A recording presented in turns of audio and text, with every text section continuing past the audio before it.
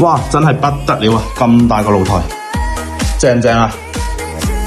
可以喺度做瑜伽，又可以喺度曬太陽，燒埋烤都絕對冇問題。全個露台咁超嘅露台都係你㗎，成個餐台位置正唔正？一樓下望返嚟個主人房，哇，不得了！仲有個細露台，轉返過嚟呢度有個雜物房，做晒俾你㗎啦，裝修絕對係正裝交樓。睇下個洗手間，哇，鏡櫃、被褥、浴室寶完全有晒。望下嗰個客廳個視距都相當合理啊，個距離。